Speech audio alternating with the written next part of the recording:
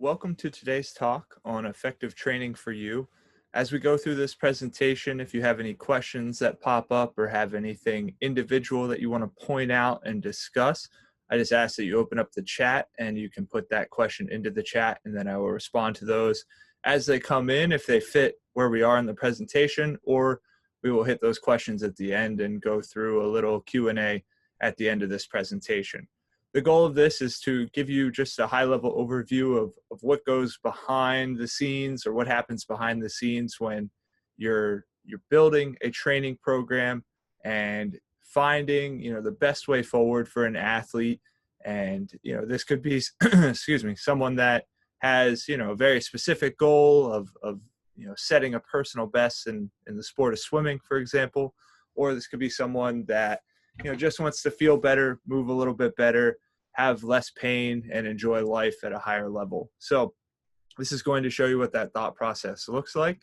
It's not going to get into deep detail of just one exercise in particular or one movement in particular, but the overall training process that goes into the whole thought process that goes into training and designing a program that fits your needs, allows you to achieve what you want to achieve, and is something that you actually do. And that's something that's super important to this whole process. And you'll see the subtitle here is effective training is easy to create and it's tough to implement. And this is something I want you to keep in mind as we're going through this presentation. You're not going to see anything super earth shattering. You're going to see a lot of stuff that you probably know, and it's going to be good reminders of what you should be doing and how to see some success. But it's really tough to implement that day in and day out and not get caught up in what the news is saying is the best way forward, what the newest blog that caught fire, the newest method of training that they say is going to change the world, the newest diet, right? There's all these things that are pulling at you for attention and pull you away from something that seems pretty easy on paper, but is probably the most effective thing for you. So just keep that in mind. It's super easy to create this type of program. It's a lot harder to continuously implement at a high level. So what makes an effective training program? And I hit at a couple of these in the beginning. Number one, it's the one that you will complete. If I could write the greatest program in the world or something that I think is absolutely going to set the world on fire, but if an athlete's not going to complete it, it's not going to do us any good. And so at the end of the day, you need to start with this point as you're designing or figuring out what training program you're going to follow. If you're going to hire a coach, all of these things, you have to think about what you're actually willing to complete. And that, it takes a lot of reflection of, what you're willing to do, what you're not willing to do. I work with athletes that get up at, 4:45 and go train. Some of us, that's not in the cards, right? We're not willing to do that. And that's okay. But you have to have that dialogue. You have to have that understanding of what you're willing to accomplish and what you're willing to do, and what sacrifices you're willing to make to achieve what you want to achieve. And once you set that framework, you're able to build something that is going to be a little bit more successful for you than the program that you won't actually end up completing. An effective training program should also improve any points for injury concern. So we'll talk about assessment and taking the results of an assessment and figuring out how, we can get more out of our training by taking that assessment data and getting, just enough information to know what we need to focus on. And then the next thing you got to do is, a good training program is one that you invest the time into to track. If you're not tracking progress, you're not going to see progress. And that's one of the simplest things, or one of the easiest pitfalls that you can correct. And that's just knowing where you are and where you need to go to achieve some sort of result. And, a simple example of this is if I, look at your training and you're like, all right, I did lunges today. And I'll ask you, well, what weight did you utilize last time you did lunges? And if you can't answer that simple question, then you probably are not investing enough to get the progress or see the progress that you want to see. So where do we start? We start with an assessment. So any training program, any sort of goal, any sort of walk of life or background should always start with some sort of assessment with their program. An assessment is simply a battery of movement tests to establish a baseline. It's almost like, making a user profile in a video game or something of that nature. It's just getting some general information so we have a good starting point and we can figure out where to go from there. With that baseline, you can get a lot of valuable information that's going to help make the program more successful in the long run. Without that baseline information, you can definitely learn things over time, but you kind of start just shooting in the dark, and you could have this period where you're just wasting time until you learn more about yourself, or as in a coaching standpoint, I learn more about the athlete. So make sure these tests have some purpose toward goal achievement. And what I mean by that is, how is this test, if we see improvement in this test, going to help us get to your goal? So, one example of this is a shoulder range of motion test I do with swimmers. Shoulder range of motion plays a major role in swimming efficiency, how well you can maintain body positioning, how well you can achieve certain body positions in the sport. So if we see an improvement in that test, if the score is better over time, then the athlete at least has more range of motion that they can implement in the water and then learn a better form or maybe a more proper form moving forward. So there's some value there. We can see that the test improvement should help us toward goal achievement. This next point is the biggest one to consider. Include a test that you can actually repeat. So, there's a lot of great technology out there. I use some of that technology, but if you do not have access to the same resources at all times, how are you going to be able to retest and actually, keep track of your progress and see if your training is actually working? So if you only have access to a force plate once in a blue moon, that probably should not be something you use in your standard battery of tests. For example, when I work with athletes, especially in a remote realm, a lot of my tests are just body weight. And, you might look and say, well, how is that really going to tell you anything, especially we're not using a whole lot of load? You can tell a lot by how a person moves with just their body weight.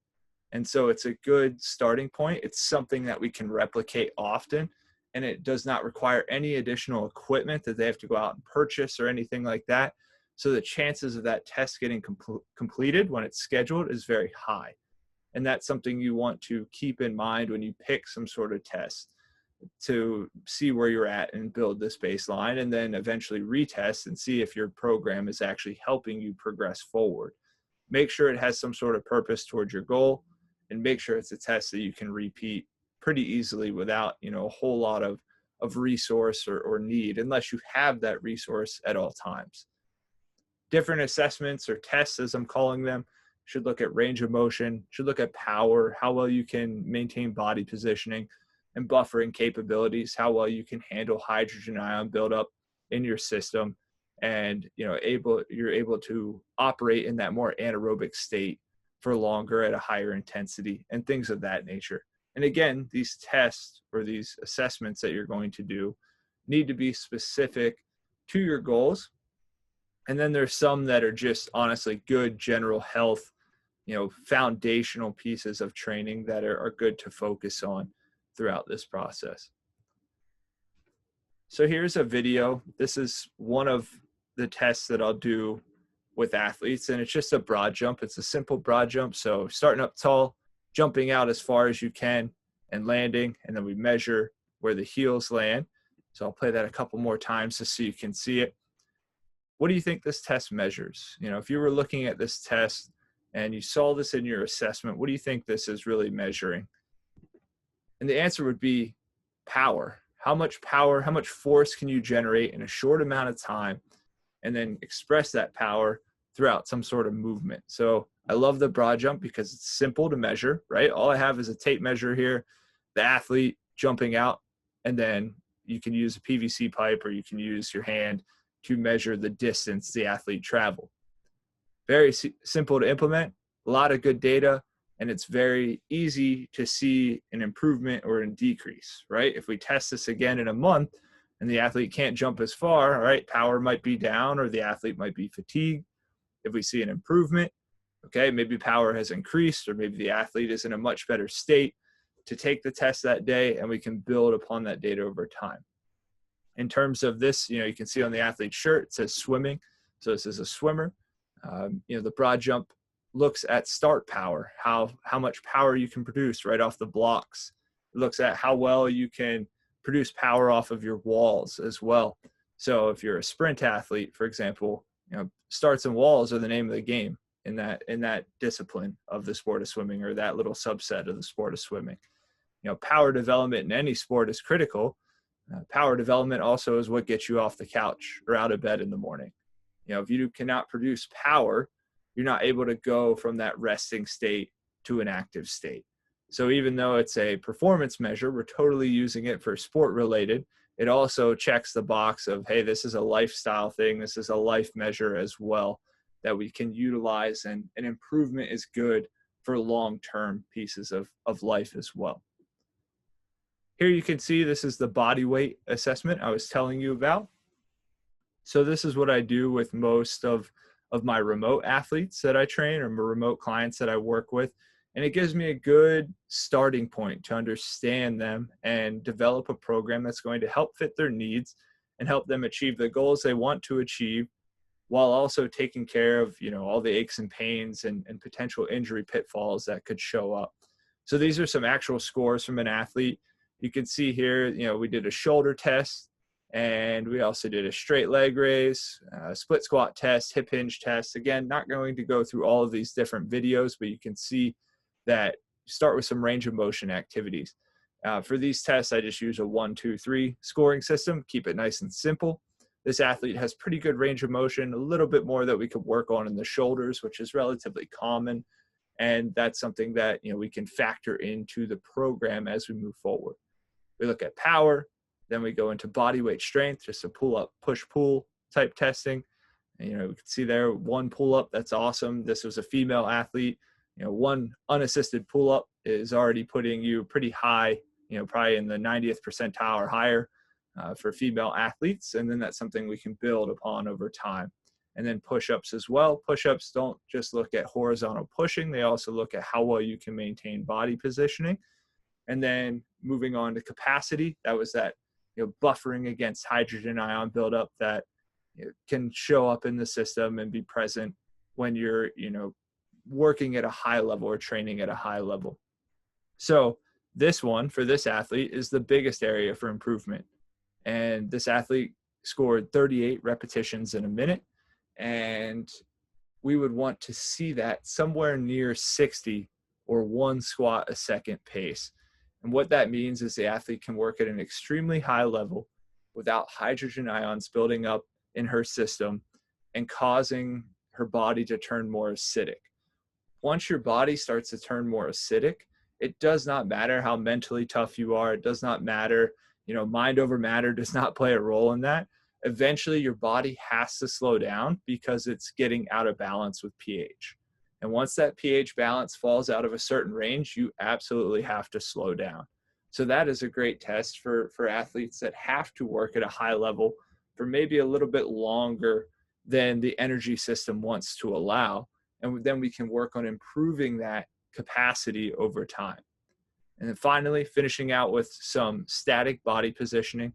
The static body positioning test I use is a simple front bridge. So think front plank, side bridge, and then I just look for a pass fail of 60 seconds on each side.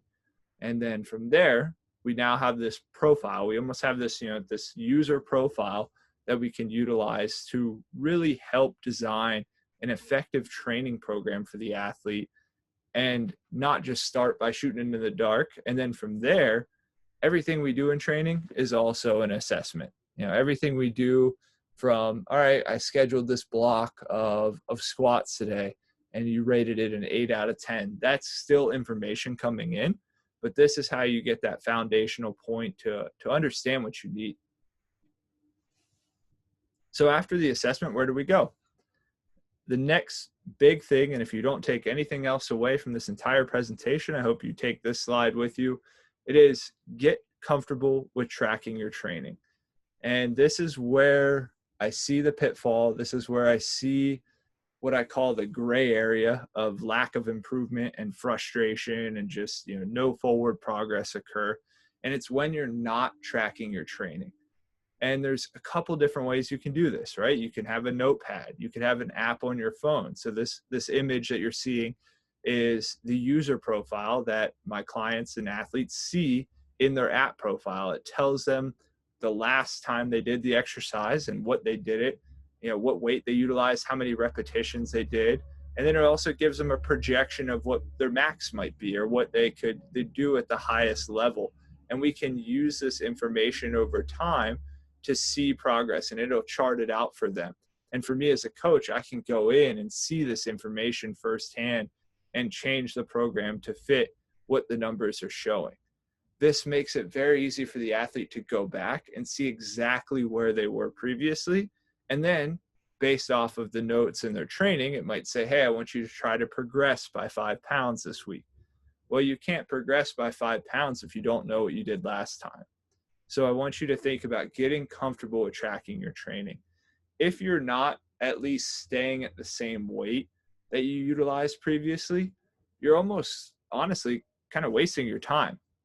Your body responds to resistance. And if you're at this point where you're going backwards in resistance, so let's use a single arm row, for example. Say I did 40 pounds the previous week, but I didn't track it, so I don't remember. And I walk up to the dumbbell rack and I'm like, well, I think I did 20 pounds. So I grab a 20-pound weight. Is that really going to help me progress or at least even maintain what I previously achieved? And the answer is no, it's not going to help with that process. It's really not going to help you move forward and see that achievement. The only time you really go backwards in weight is if it's a deload week and we're taking some time to focus on form and taking some time to really slow things down and tidy something up.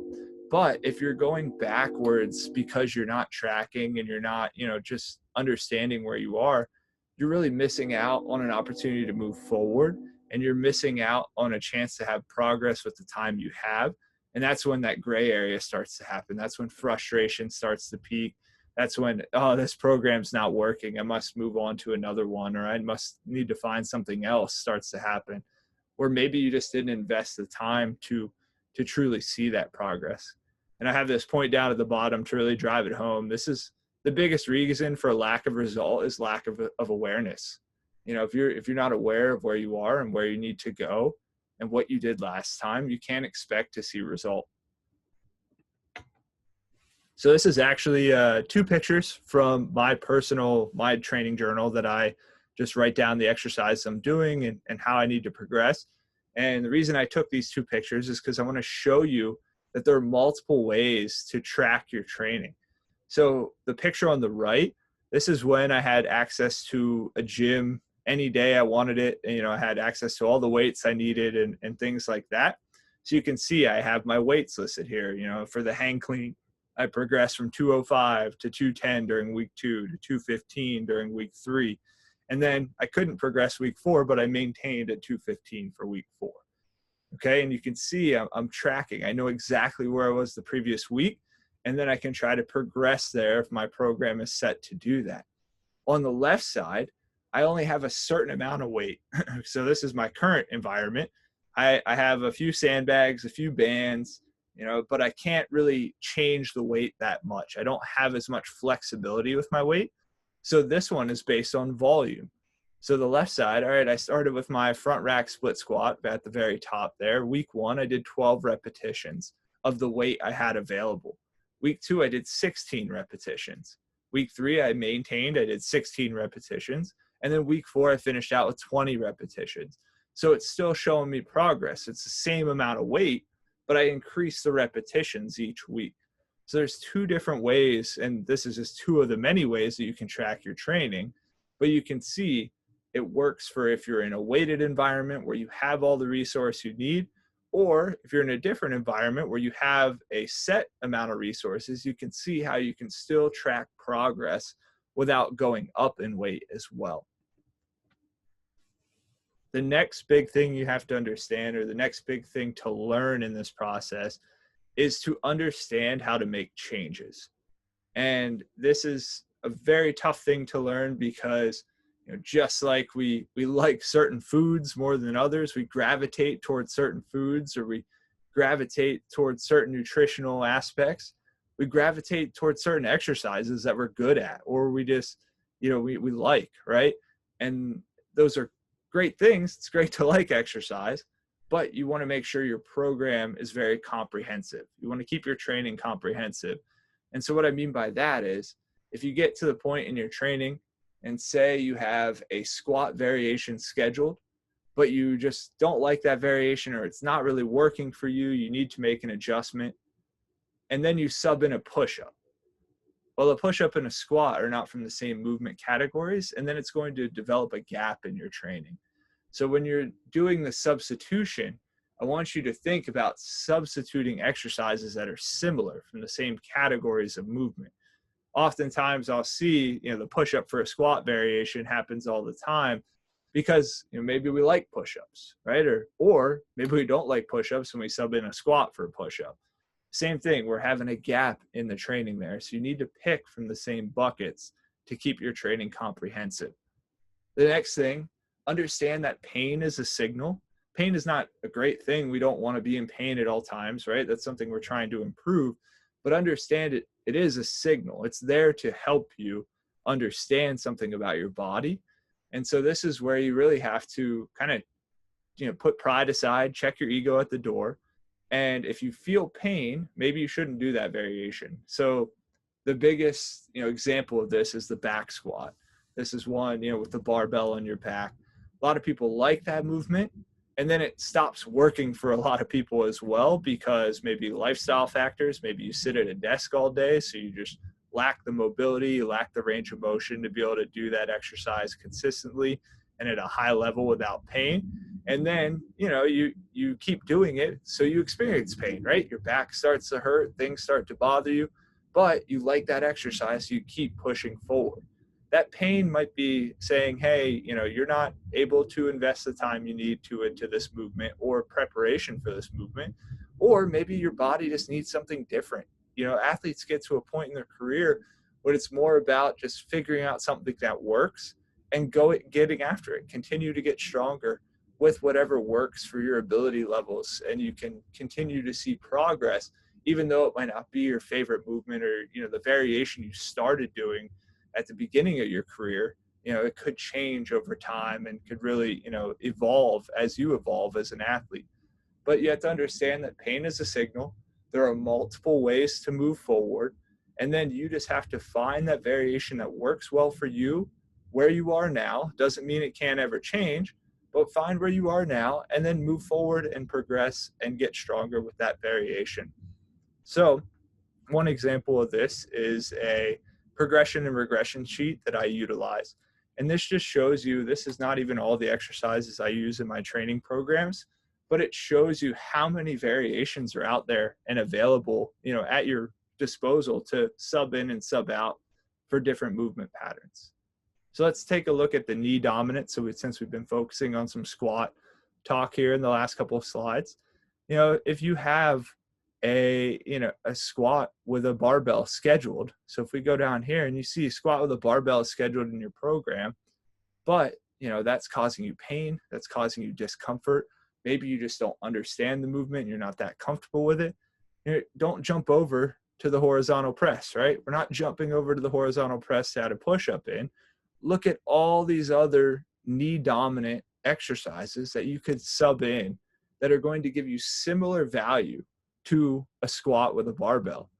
We have 2 squat with barbell variations listed here, and the rest are other options that you could utilize with dumbbells, bands, your body weight, and are still going to give you the value of a knee dominant movement. So this is where you find one of these variations, you sub it in for the one that was scheduled. So maybe the back squat isn't going to work for you, but maybe a split squat works really well. You can hold that split squat position and you don't have pain. You feel comfortable with it. You feel like you can load the movement at a high level and move really well. Sub it in and go, right? You still are in the same category. You're still having a comprehensive program, and you're still able to move forward at a high level. And just because you're unable to do this, or this does not, fit your body and what you need at this time, it does not stop you from achieving progress and seeing that progress with your programming. You have plenty of other options here. And this even applies, it might not even be injury related. It might not even be pain related.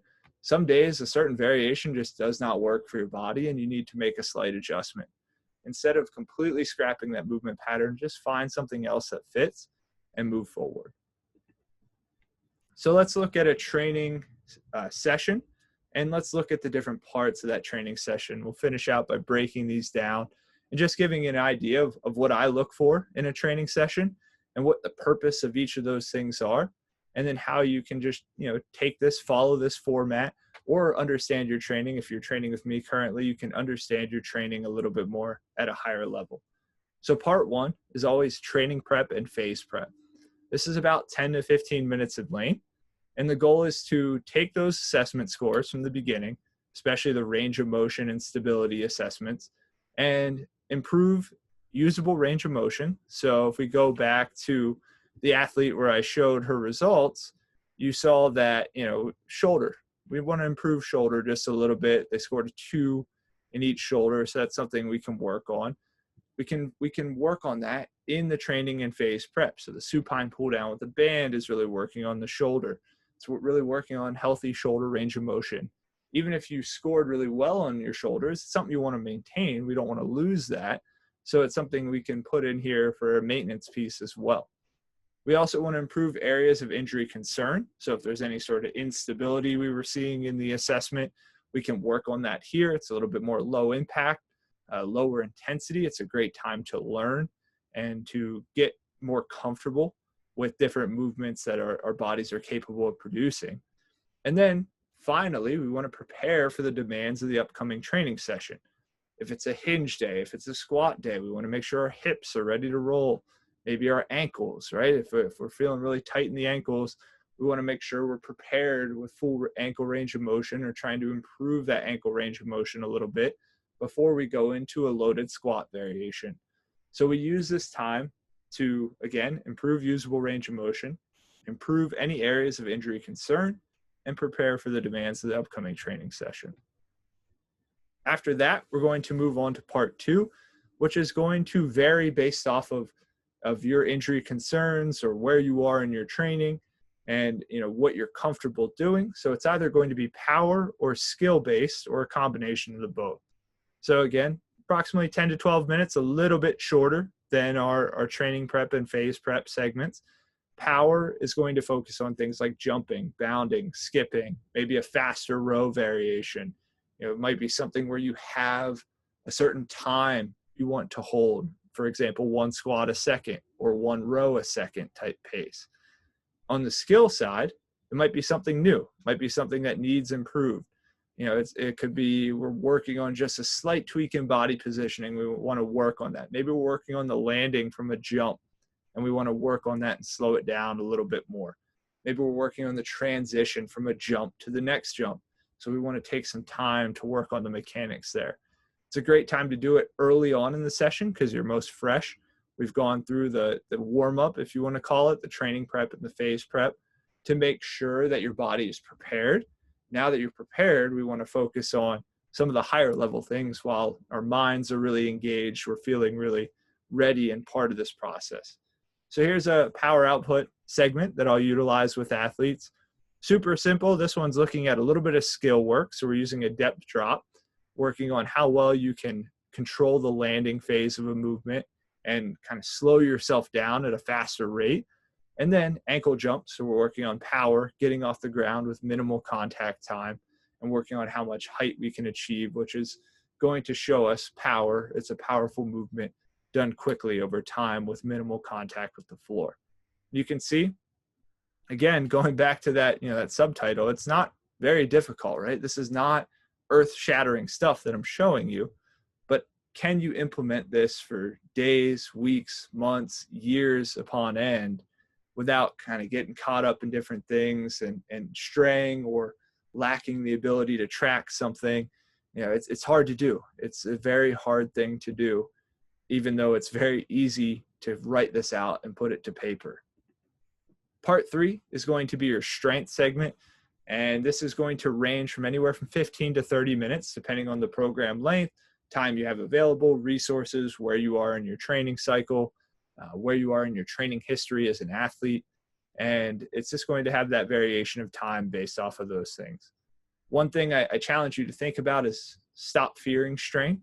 We often think of strength as something painful or injury causing because of our past or something that happened to us in the past. But honestly, strength is a key to life. If you lose strength, you lose the ability to go out and enjoy life, and just function in day-to-day life. And if you can't function in day-to-day life, there's no way you're going to be able to go out and perform at the level you'd like to. So stop fearing strength. Think about strength as something that's valuable and something there to help you. But again, go back to that progression and regression sheet that we showed a little bit earlier and find the variation that works for you. So stop using the barbell if it's not working for you. Find a different variation. If dumbbells are not working for you, find a band variation that works. If that's not working or you don't have access to that, find a body weight variation that works for you. Okay, this is where you take it and you find a way to make it fit your needs so you can get the most out of the training that you're doing and get the most out of the time you have, right? We already have so many restrictions on time. So stop trying to fit something that isn't working and figure out what does work and then just get after it with that piece of your training.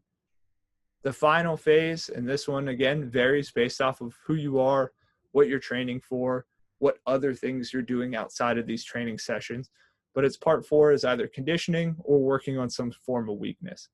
Conditioning, for example, pools are getting locked down right now, or training facilities are shutting down. So maybe you're not getting into the water. Maybe you're not running as much as you normally would. Maybe you're not cycling as much as you normally would. Then I'll put in some sort of conditioning to help you maintain your energy systems until you're able to get back into your sport practices a little bit more. If you're not participating in a sport regularly and you're kind of doing this for the more general health and well-being portion of things, then I'll program conditioning as your finishing piece of your training session.